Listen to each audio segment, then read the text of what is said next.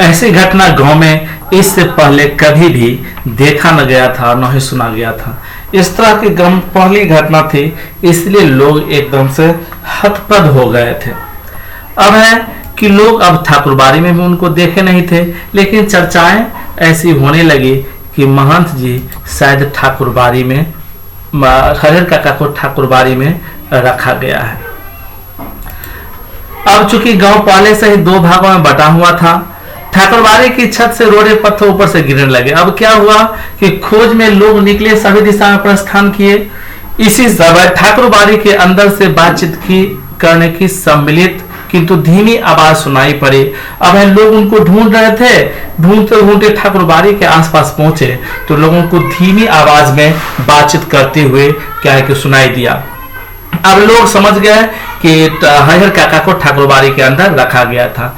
जब तक कि लोग वहां आसपास खड़े हो गए, ठाकुरबाड़ी का गेट पीटने लगे कि अचानक ठाकुरबाड़ी की छत से रोड़े और पत्थर ऊपर से गिरने लगे। वे तितिर बितिर होने लगे। अपने हथियार संभाले, लेकिन हथियार संभालने से पहले ही ठाकुरबाड़ी के कमरे की खिड़कियां से फायरिंग शुरू हो गई। एक नौजवान के पैर में गोली लग गई, वह गिर गया। उसके गिरते ही हरिहर काका के भाइयों के पक्षधर भाग चले। सिर्फ वे तीनों भाई बचे रह गए। अपने तीनों के बूते इस युद्ध को जीतना उन्हें संभव नहीं जान पड़ा, इसीलिए वे कस्बे के पुलिस थाने की ओर दौड़ पड़े। अब लोग खोजने के लिए उसको जब ठाकुरबाड़ी के पास गए और ठाकुर ऐसा आशंका लगा कि हरिहर काका को ठाकुरबाड़ी के अंदर कैद करके रखा गया है, तो लोग ठाकुरबाड़ी के गेट को पीटने लगे। अब जब तक कि लोग कुछ समझ पाते, ठाकुरबाड़ी से रोड़े पत्थर फेंकने लगे, गोलियां भी चलने लगी। तो जो क्या हरिहर काका के भाई लोग थे, उनके साथ जो लोग आए थे, वे तो केवल मदद में आए थे, और मदद में अपना जान कौन गमाएगा, इसलिए सब लोग वहां से भाग खड़े हुए। सब वहां से भाग निकले। केवल हरिहर काका के तीनों भाई वहां पर ठाकुरबाड़ी के सामने रह गए, बाकी लोग वहां से चले गए। अब तीनों भाई के बूते युद्ध जीतना संभव था नहीं, इसीलिए जो उस क्षेत्र का थाना पुलिस था वहां वो लोग दौड़ पड़े। इधर ठाकुरबाड़ी के भीतर महंत और उनके कुछ चंद विश्वासी साधु सादे और लिखे कागज पर अनपढ़ हरिहर काका के अंगूठे के निशान जबरन ले रहे थे। हरिहर काका तो महंत के इस व्यवहार से जैसे आसमान से जमीन पर आ गए थे। उन्होंने सपने में भी नहीं सोचा था कि महंत जी इस रूप में भी आएंगे। जिस महंत को वो आदरणीय एवं श्रद्धेय समझते थे, वह महंत अब उन्हें घृणित, दुराचारी और पापी नजर आने लगा था। अब चूंकि हरिहर काका तो यह मानकर चलते थे कि उनके घर में जो उनको सम्मान है, जो इज्जत प्रतिष्ठा और मर्यादा दिया जा रहा है, जो अवभगत किया जा रहा है, वो देवतुल्य महंत के कृपा से ही है, महंत जैसे सदाचारी व्यक्ति के ही कृपा से है। लेकिन अब महंत जी का सच्चा चरित्र, जैसा उनका चरित्र वास्तव में था, वैसा अब दिखने लगा। अब वो देख लिए कि ये महंत भी जबरन अपने साधुओं के माध्यम से हरिहर काका से अंगूठा लेना चाह रहा है। अब उनको इनसे घृणा होने लगा। अब अपने भाइयों का परिवार महंत की तुलना में उन्हें ज्यादा पवित्र, नेक और अच्छा लगने लगा था। अब हरिहर काका तुलना कर रहे हैं महंत जी को और अपने भाइयों से, तो पाते हैं कि महंत जी तो एकदम घृणित व्यक्ति है कि जबरन इनको उठा लाए और इनसे सिग्नेचर क्या है कि वो क्या अंगूठा लेने के लिए बेचैन है। इससे बढ़िया तो उसका भाई लोग हैं जो लिखने के बोले तो, लेकिन इस तरह की करतूत उन्होंने नहीं किया। अब वह उस महंत की सूरत भी देखना नहीं चाहते थे। अब अपने भाइयों का परिवार महंत की तुलना में उन्हें ज्यादा पवित्र, नेक और अच्छा लगने लगा था। हरिहर काका ठाकुरबाड़ी से अपने घर पहुंचने के लिए बेचैन थे, लेकिन लोग पकड़े हुए थे और महंत जी उन्हें समझा रहे थे, तुम्हारे भले के लिए ही यह सब किया गया हरिहर। अभी तुम्हें लगेगा कि हम लोगों ने तुम्हारे साथ जोर जबरदस्ती की, लेकिन बाद में तुम समझ जाओगे कि जिस धर्म संकट में तुम पड़े थे, उससे उबारने के लिए यही एकमात्र रास्ता था।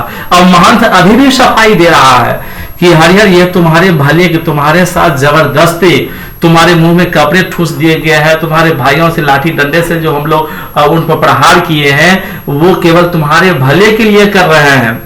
तुम वैसे तो मानता नहीं, तो धर्म संकट में था, इसलिए धर्म संकट से उबारने के लिए हमें हथियार उठाना पड़ा है। एक और ठाकुरबाड़ी के भीतर जबरन अंगूठे का निशान लेने और पकड़कर समझाने का कार्य चल रहा था, तो दूसरी ओर हरिहर काका के तीनों भाई सुबह होने से पहले ही पुलिस के जीप के साथ ठाकुरबाड़ी आ पहुंचे। जीप से तीनों भाई, एक दरोगा और पुलिस के 8 जवान उतरे। पुलिस इंचार्ज ने ठाकुरबाड़ी के फाटक पर आवाज लगाई, दस्तक दी, लेकिन अंदर से कोई जवाब नहीं। अब पुलिस के जवानों ने ठाकुरबाड़ी के चारों तरफ घेर डालना शुरू किया। ठाकुरबाड़ी अगर छोटी रहती तो पुलिस के जवान आसानी से उसे घेर लेते, लेकिन विशालकाय ठाकुरबाड़ी को पुलिस के जवान, सीमित जवान घेर सकने में असमर्थ साबित हो रहे थे। फिर भी जितना संभव हो सका उस रूप में उन्होंने घेरा डाल दिया और अपना अपना मोर्चा संभाल सुबह की प्रतीक्षा करने लगे। अब इस तरह की बात सुने तो पुलिस जवान जो है 8 पुलिस जवान वहां पहुंच गए। अब इतने बड़े ठाकुरबाड़ी को 8 जवान कैसे घेर पाते, लेकिन जैसे भी हुआ उन्होंने मोर्चा संभाला। हरिहर काका के भाइयों ने सोचा था कि जब वे पुलिस के साथ ठाकुरबाड़ी पहुंचेंगे तो ठाकुरबाड़ी के भीतर से हमले होंगे और साधु संत रंगे हाथों पकड़ लिए जाएंगे, लेकिन ऐसा कुछ भी नहीं हुआ। ठाकुरबाड़ी के अंदर से एक रोड़ा भी बाहर नहीं आया। शायद पुलिस को आते हुए उन्होंने देख लिया था। अब है कि ठाकुरबाड़ी से जो रोड़े पत्थर जिस तरह से हरिहर काका के भाइयों को ऊपर फेंका गया था, तो हरिहर काका के भाई को ऐसा लगता था कि पुलिस को लेके भी चुपके से पहुंचेंगे और अंदर से रोड़े पत्थर जो फेंका जाएगा तो पुलिस रंगों हाथों देख लेगा कि ये साधु को देख लीजिए डाकू वाला काम कर रहा है, तो इसका वो साबित हो जाएगा। लेकिन वहां महंत जी और उनके साधु शायद पुलिस को पहले ही देख लिए थे, इसलिए उन्होंने कुछ भी अंदर से हमला नहीं किया। सुबह होने में अभी कुछ देर थी, इसीलिए पुलिस इंचार्ज रह कर ठाकुरबाड़ी का फाटक खोलने और साधु संतों को आत्मसमर्पण करने के लिए आवाज लगा रहे थे। बच्चों, एक बात स्पष्ट करना चाहता हूं कि ये लेखक के गांव की कहानी है। ये काल्पनिक भी हो सकता है कि हरिहर काका के भाई लोग पहुंचे और पुलिस वहां पहुंच गए और अपना जो है कि घेरा डालना शुरू कर दिए और एक्शन लिए, नहीं तो अन्यथा ऐसा देखने को मिलता नहीं है। जब कभी किसी तरह का आशंका होती है पुलिस तक पहुंचिए तो इंतजार करता है कि कोई अप्रिय घटना हो जाए, उसके बाद ही वो पहुंचेंगे मोर्चा लेने, अक्सर जाते नहीं है। लेकिन इस कहानी में आप देख रहे हैं कि पुलिस तुरंत मोर्चा संभाल लिया। चलिए, अच्छी बात है कि कम से कम मोर्चा तो संभाले।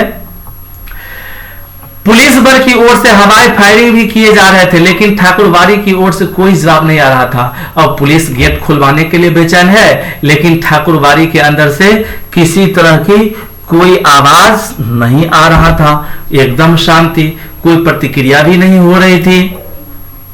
सुबह तड़के एक वृद्ध साधु ने ठाकुरबाड़ी का फाटक खोल दिया। एक वृद्ध व्यक्ति आए, वो कह रुकिए, अंदर से कुछ आवाज नहीं आ रहा है, अंदर कोई है भी या नहीं भी या देखना होगा। तो पुलिस के संरक्षण में एक बूढ़े व्यक्ति गए और उसका गेट खोल दिया। उस साधु की उम्र 80 वर्ष से अधिक ही होगी। वह लाठी के सहारे कांपते हुए खड़ा था। पुलिस इंचार्ज ने उस वृद्ध साधु के पास पहुंचकर हरिहर काका तथा ठाकुरबाड़ी के महंत, पुजारी एवं अन्य साधुओं के बारे में पूछा, लेकिन उसने कुछ भी बताने से इनकार कर दिया। पुलिस इंचार्ज ने कई बार उससे पूछा, डांट लगाई, धमकियां दी, लेकिन हर बार एक ही वाक्य कहता, मुझे कुछ मालूम नहीं। ऐसे वक्त पुलिस के लोग मारपीट का सहारा लेकर भी बात उगलवाते हैं, लेकिन उस साधु की वैध देखकर पुलिस इंचार्ज को महटिया जान पड़ा। तो अब क्या है कि पुलिस वाले जब गेट को खोले तो अंदर से एक बूढ़ा साधु जो है कांपते हुए एक लाठी के सहारे खड़ा थे। अब वो व्यक्ति जो है से पुलिस पूछने लगे कि क्या क्या घटना हुआ, कौन कौन लोग थे, महंत कहाँ गया, अन्य साधु कहाँ गए। उन्होंने कहा कुछ भी मालूम नहीं भाई, अंदर इतने लोग थे, सब लोग कहाँ गए मालूम कैसे नहीं होगा। तो पुलिस डांटा भी, फटकारा भी, सब कुछ किया, फिर भी उन्होंने नहीं कुछ बोला, एक ही बात बोलते रहा कि हमें कुछ भी मालूम नहीं। तो ऐसी परिस्थिति में पुलिस क्या करते हैं, डंडा कहां सहारा लेते हैं, मारपीट के भी मुंह से तो उगलवाते ही है। क्योंकि आप कानून का साथ नहीं दे रहे हैं तो आप कानून के क्या है कि आप जानते हुए छुपा रहे हैं तो भी एक अपराध है। लेकिन चूंकि साधु वयोवृद्ध थे, वो एक दो डंडा में ही मर ही जाते, इसलिए पुलिस उसको पीट भी नहीं सकते थे। पुलिस इंचार्ज के नेतृत्व में पुलिस के जवान ठाकुरबाड़ी की तलाशी लेने लगे। अब अंदर पुलिस जवान घुस गए और तलाशी लेने लगे कहां पर क्या है। लेकिन न तो ठाकुरबाड़ी के नीचे के कमरों में ही कोई पाया गया और न ही छत के कमरों में ही। पुलिस के जवान ने खूब छानबीन की, उस वृद्ध साधु के अलावा कोई दूसरा ठाकुरबाड़ी में नहीं मिला। हरिहर काका के भाई चिंता, परेशानी और दुखद आश्चर्य से घिर गए। ठाकुरबाड़ी के महंत और साधु संत हरिहर काका को लेकर कहां भाग गए, अब क्या होगा। काफी पैसे खर्च कर पुलिस को लाए थे। पुलिस के साथ आने के बाद वह अंदर ही अंदर गर्व महसूस कर रहे थे। उन्हें लग रहा था कि अब भाई को वे आसानी से घर ले जाएंगे तथा साधु संतों को जेल भिजवा देंगे, लेकिन दोनों में से एक भी नहीं हुआ। अब हरिहर काका के भाई लोग देखिए पुलिस को कैसे लाए। वो तो पैसे उसे दे के पुलिस को लेके आए थे और दिखा दिए थे कि देखिए अन्याय करने का जो है ना हम क्या कि वो दंड कैसे लेते हैं, अन्याय करने का जो है क्या क्या कि वसूल हम कैसे करते हैं, उसको सजा कैसे दिलवाते हैं। वो मन ही मन सोच रहे थे वहां जाएंगे तो वो क्या है कि रंगे हाथ पकड़े जाएंगे साधु सन्यासी, मेरे भाई भी वहां मिल जाएंगे, भाई को ले आएंगे और उसको जेल भिजवा देंगे। लेकिन ऐसा कुछ भी नहीं हुआ, कहीं हरिहर मिला ही नहीं। अब वो दुखद आश्चर्य से गिर गया, आखिर कहां गया। ठाकुरबाड़ी के जो कमरे खुले थे उसकी तलाशी पहले ली गई। बाद में जिन कमरों की छिटकिनियां बंद थी उन्हें भी खोलकर देखा गया। एक कमरे के बाहर बड़ा सा ताला लटक रहा था। पुलिस और हरिहर काका के भाई सब वहीं एकत्र हो गए। उस कमरे की कुंजी मांग वृद्ध साधु से की गई तो उसने साफ कर दिया मेरे पास नहीं है। अब सब जगह ढूंढ लिया गया, यदि नहीं कोई कुछ होता तो फिर रात में साधु सन्यासी पत्थरबाजी क्यों किया था, रोड़ेबाजी क्यों किया था, कुछ न कुछ तो आशंका थी। अब है हरिहर काका अंदर है या उनको लेके चले गए, यदि अंदर ही है तो आखिर कहाँ है। सभी रूम को तलाशी कर लिया गया। एक कमरा ऐसा था जिसमें ताला लगा हुआ था। अब सब उसके पास खड़ा हो गया कि इसको खोल के देखा जाए। अब ताला उसका खुले कैसे। उस वृद्ध व्यक्ति से चाबी की मांग की गई तो उन्होंने साफ इंकार कर दिया कि मेरे पास नहीं है। जब उसे पूछा गया इस कमरे में क्या है तब उसने जवाब दिया अनाज है। पुलिस इंचार्ज अभी यह सोच ही रहे थे कि इस कमरे का ताला तोड़कर देखा जाए या छोड़ दिया जाए कि अचानक उस कमरे के दरवाजे को भीतर से किसी ने धक्का देना शुरू किया।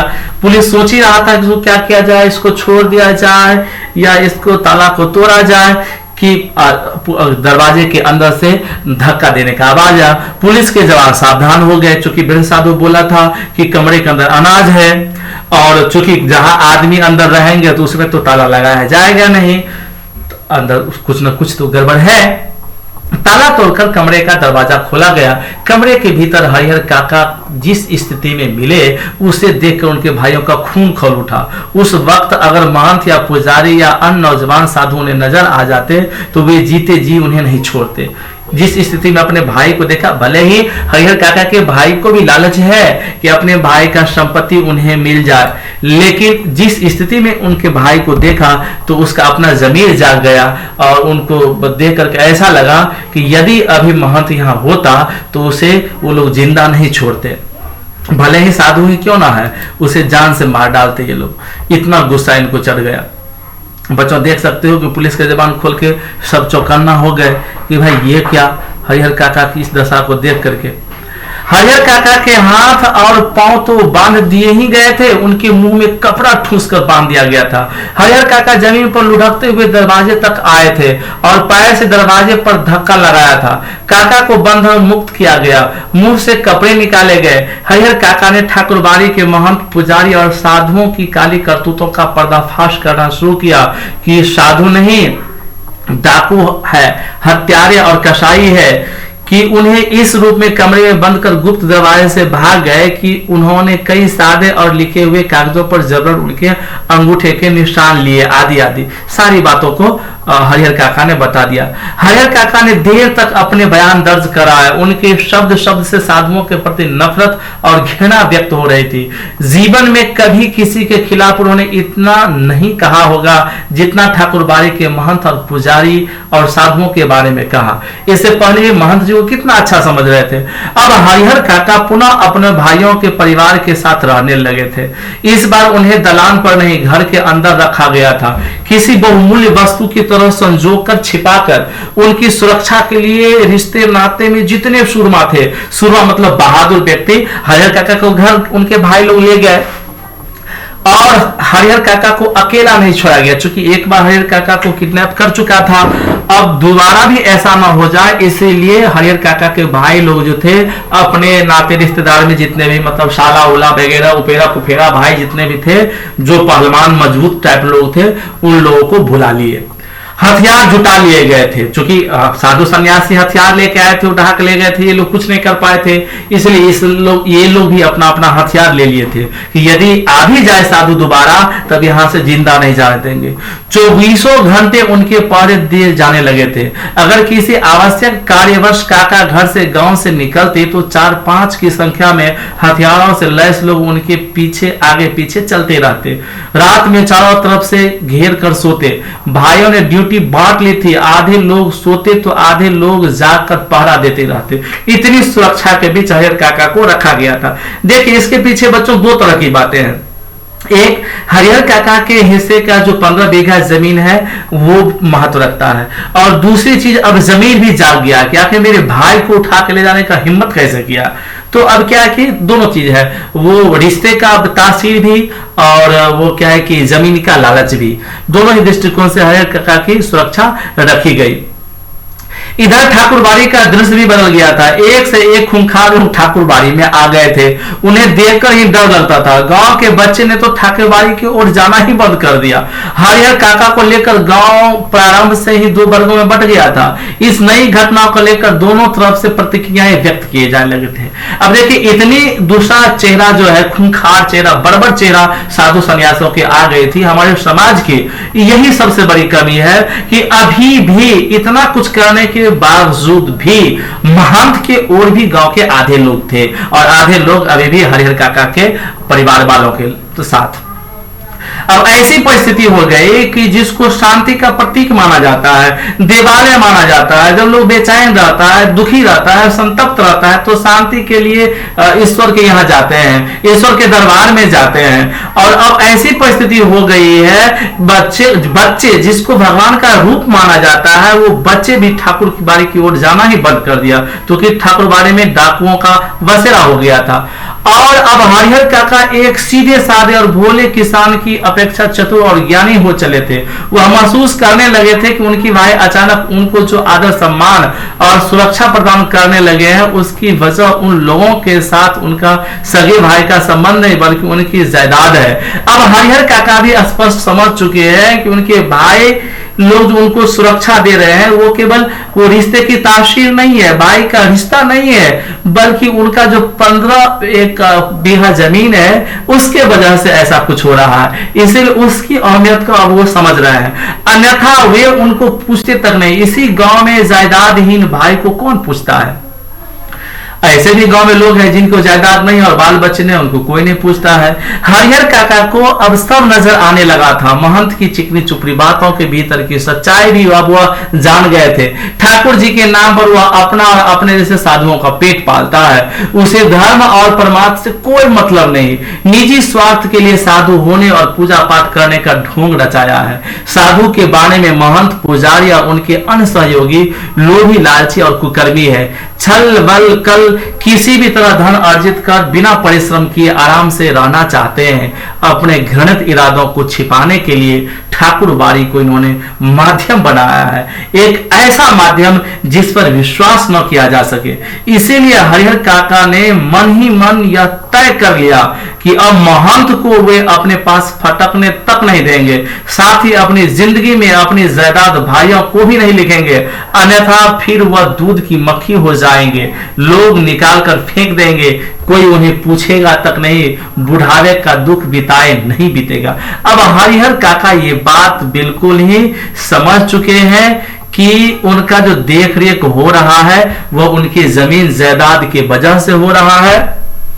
जमीन जायदाद नहीं रहने पर उसको कोई पूछने वाला तक नहीं होगा, इसलिए जमीन को बचाए रखना होगा। जमीन ही उसका सुरक्षा कर रहा है। जमीन के लिए महंत उनके पीछे पड़ा हुआ है, जमीन के उनके भाई बंधु पड़े हुए हैं। इसे जब तक जिंदा रहेंगे जमीन वे किसी को नहीं देंगे। और ये एक अच्छा निर्णय हरिहर काका ने लिया था। लेकिन हरिहर काका सोच कुछ और रहे थे, वातावरण कुछ दूसरा ही तैयार हो रहा था। ठाकुरबाड़ी से जिस दिन उन्हें वापस लाया गया था, उसी दिन से उनके भाई और रिश्ते नाते के लोग समझने लगे थे कि विधिवत अपनी जायदाद वे अपने भतीजे के नाम लिख दे। वह जब तक ऐसा नहीं करेंगे तब तक महंत की गिद्ध दृष्टि उनके ऊपर लगी रहेगी। सिर पर मंडरा रहे तूफान से मुक्ति पाने के लिए उनके समक्ष अब यही एकमात्र रास्ता है। अब हरिहर काका तो चतुर हो चुके हैं कि भाई हम जमीन किसी को नहीं लिखेंगे, लेकिन हरिहर काका के जो भाई लोग हैं वे लोग, अब हरिहर काका के परिवार वाले ये स्पष्ट समझने लगे हैं कि जब तक विधिवत उनका जमीन नहीं लिखा लिया जाता है तब तक महंत का गिद्ध दृष्टि बना रहेगा। 2 बार असफल प्रयास करने के बाद महंत चुप नहीं बैठेगा, फिर कोई न कोई तिक्रम वो जरूर रचेगा। महंत अकेले होता तो अलग बात थी, क्योंकि महंत के साथ गांव के ही कुछ लोग जुड़े हुए हैं और इतना दुस्साहस कर सकता है, हथियार के बल पर भी लेने की कोशिश कर सकता है, तो कुछ न कुछ और तिक्रम जरूर करेगा, क्योंकि अंगूठा भी ले चुका है। इसीलिए बेहतर यही होगा कि एक बार हरिहर काका अपने भतीजे के नाम से जमीन कर दे, और जमीन जब हरिहर काका के हाथ से निकल जाएगा तो महंत भी उसके पीछे नहीं पड़ेगा, क्योंकि जमीन ही नहीं है तो फिर उनके पीछे क्यों पड़ेंगे। वैसे भी साधु सन्यासी हरिहर काका के जान के पीछे थोड़े ही पड़े थे, वो तो उनका जमीन लेने के लिए उनके जान तक लेने को उतारू थे। जमीन लिख जाएगा, उनके पास कुछ रहेगा नहीं, तो फिर महंत भी कुछ नहीं करेगा, खतरा भी टल जाएगा। और आखिर हरिहर काका की सुरक्षा कब तक करते रहे, कब तक उनके पीछे भागते रहा जाएगा। लेकिन हरिहर काका तो ऐसा चाहते नहीं थे। सुबह दोपहर शाम रात गए यही चर्चा, लेकिन हरिहर काका साफ नकार जाते, कहते मेरे बाद तो मेरी जायदाद इस परिवार को स्वतः मिल जाएगी, इसीलिए लिखने की कोई अर्थ नहीं। महंत ने अंगूठे को जबरन निशान लिए है, उनके खिलाफ मुकदमा हमने किया ही है। हरिहर काका साहब कहते हैं कि महंत यदि अंगूठा भी लिया है तो जबरन लिया है, उनके खिलाफ मुकदमा किए ही है, इसलिए जमीन किसी को वैसे होने वाला है नहीं। मेरे मरने के बाद तुम लोग को स्वतः जमीन हो जाएगा, इसीलिए लिखने की कोई आवश्यकता नहीं। भाई जब समझाते समझाते हार गए तब उन्होंने डांटना और दबाना शुरू किया। पहले भाई तो समझाया उसको कि प्रेम से जमीन ले लिया जाए, लेकिन जब ये एक ही बात रट लगाते रहे कि मेरे मरने के बाद तुम्हारा हो ही जाएगा, तब वो लोग थोड़ा थोड़ा डांटना और दबाना भी शुरू किया। लेकिन काका इस रास्ते पर भी राजी नहीं हुए, स्पष्ट कर दिया कि अपनी जिंदगी में वह नहीं लिखेंगे। बस एक रात उनके भाइयों ने वही रूप धारण कर लिया जो रूप महंत था उनके सहयोगियों ने धारण किया था। हरिहर काका को उनकी आंखों पर विश्वास नहीं हुआ कि उनके वही अपने सगे भाई जो उनकी सेवा और सुरक्षा में तैयार रहते थे, उन्हें अपना अभिन्न समझते थे, जो उनकी नींद ही नहीं सोते और जागते थे, हथियार लेकर उनके सामने खड़े रहते थे, कह रहे थे सीधे मन से कागजों पर जहां जहां जरूरत है अंगूठे के निशान बनाते चलो, अन्यथा मारकर यही घर के अंदर गाड़ देंगे, गांव के लोगों को कोई सूचना तक नहीं मिलने पाएगी। अब हरिहर काका को वही भाई लोग क्या किए, बोले चुपचाप जमीन अपना लिख दो वरना मार के यही गाड़ देंगे और किसी को पता भी नहीं चलेगा। तो अब हरिहर काका को लगा भाई ये क्या हो गया, ये तो महंत को हम घटिया समझ रहे थे, अब खुशी हो रही थी कि मेरे भाई लोग जो है मेरी सुरक्षा के लिए इतना कुछ कर रहे हैं, अब ये लोग भी वही चीज करने लगे। अब भाई लोग भी समझते हैं कि महंत उठा कर ले जाकर इनके साथ जबरदस्ती करके लिखाएंगे, वही तरीका अपनाना उचित रहेगा, हम भी वैसे ही करके ले लेते हैं। अगर पहली वाली बात होती तो हरिहर काका डर जाते। अज्ञान की स्थिति में ही मनुष्य मृत्यु से डरते हैं, अब ज्ञान होने के बाद तो आदमी आवश्यकता पड़ने पर मृत्यु को भी वर्ण करने के लिए तैयार हो जाता है। हरिहर काका ने सोच लिया कि ये सब एक ही बार उन्हें मार दे वह ठीक रहेगा, लेकिन अपनी जमीन लिखकर रमेशर की विधवा की तरह शेष जिंदगी घुट घुट कर मरे यह नहीं होगा। अब हरिहर काका भी सोच चुके हैं, क्योंकि हरिहर काका के अंदर ज्ञान आ चुका है, वो जानते हैं कि एक बार जमीन लिख दी है और लिखने के बाद 10 साल 15 साल 20 साल जिंदा रहेंगे, तो लिखने के तो एक सप्ताह के बाद ही इनकी स्थिति कुत्ते जैसी हो जाएगी और कुत्ते की तरह 10 वर्ष और जिंदा रहना वो उचित नहीं है। ये लोग भले ही मार के गाड़ दे ये चलेगा, लेकिन जमीन नहीं लिखेंगे। क्योंकि गांव में एक है रमेशर है, उसकी विधवा को देख रहे थे घुट घुट के मरते हुए, जमीन वो लिख दिए तो फिर उनको कोई 2 जून को खाना तक नहीं दिया। शुरू में तो उनका खूब आदर किया, लेकिन बुढ़ापे में 2 जून का खाना दे दे उन्हें अखरने लगा अंत में उसकी वही दुर्गति हुई। मतलब रामेश्वर की पत्नी के विधवा के बारे में बोल रहे हैं। गांव के लोग देखकर सिहर जाते हैं। हरिहर काका को लगता कि अगर रामेश्वर की विधवा ने अपनी जमीन नहीं लिखी होती तो अंत समय तक लोग उसके पांव पखारते होते। और चूंकि लेखक से भी हरिहर काका बात किए थे, हरिहर काका ने कई लोगों का उदाहरण दिया था, रामेश्वर की विधवा का भी उदाहरण दिया होगा कि देख रहे हैं ना, जमीन लिख दी तो उनके साथ क्या व्यवहार हुआ। हरिहर काका गुस्से में खड़े हो गए और गरजते हुए कहा, मैं अकेला हूं, तुम सब इतने हो, ठीक है, मुझे मार दो, मैं मर जाऊंगा, लेकिन जीते जी एक धूर जमीन भी तुम्हें नहीं लिखूंगा। तुम सब ठाकुरबाड़ी के महंत पुजारी से तनिक भी कम नहीं। अब हरिहर काका गरजते हुए बोले कि तुम लोग मारना चाहते हो ना, मार दो मुझे, लेकिन मैं नहीं लिखूंगा, जीते जी मैं नहीं लिख सकता हूं। मारना है मार दे, मैं तैयार हूं। देखते हैं कैसे नहीं लिखोगे, लिखना तो तुम्हें है ही, चाहे हंस के लिखो या रो के। किसी ने ऐसा कहा। अब कहा, देखते हैं तुम कैसे नहीं लिखते हो। अब जोर जबरदस्ती इनके साथ यहां भी होने लगा। अब देख रहे हैं उनके साथ, अब पकड़ के भाई लोग ही उनके साथ ऐसा। आप तीन भाई देख रहे हैं ना, ये तीनों भाई में एक बड़े हैं, एक और दो इनसे छोटे हैं। छोटे भाई के लिए बड़े भाई तो पिता के समान होता है, बड़े भाई है, बड़े भाई के लिए छोटे भाई बेटा के समान होता है। लेकिन यहाँ देख लीजिए, एक जो संपत्ति है, संपत्ति के लिए लोग कितना गिर जाता है, अर्थ के लिए लोग कितना गिर जाता है, वो आप इस कहानी में स्पष्टता देख रहे हैं। हरिहर काका के साथ उनके भाइयों की हाथापाई शुरू हो गई। हरिहर काका अब उस घर से निकलकर बाहर गांव में भाग जाना चाहते थे, लेकिन उनके भाइयों ने उन्हें खूब मजबूती से पकड़ लिया था। प्रतिकार करने पर अब वे प्रहार भी करने लगे थे। अकेले हरिहर कई लोगों से जूझ सकने में असमर्थ थे। फलस्वरूप उन्होंने अपनी रक्षा के लिए खूब जोर से चिल्लाना शुरू कर दिया। अब भाइयों को चेत आया कि मुंह तो उन्हें पहले ही बंद करना चाहिए था। उन्होंने तत्क्षण उन्हें पटक कर उसके मुंह में कपड़ा ठूंस दिया, लेकिन ऐसा करने से पहले ही काका की आवाज गांव में पहुंच गई थी। टोला पड़ोस के लोग दालान में जुटने लगे थे। ठाकुरबाड़ी के पक्षधरों के माध्यम से तत्काल यह खबर महंत जी तक भी चली गई थी, लेकिन वहां उपस्थित हरिहर काका के परिवार और रिश्ते नाते के लोग गांव के लोगों को समझा देते थे कि अपने परिवार की निजी मामला है, इसमें दूसरों को क्या मतलब। लेकिन महंत जी ने वह तत्परता और फुर्ती दिखाई जो काका के भाइयों ने भी नहीं दिखाई थी। वह पुलिस की जीप के साथ आधम के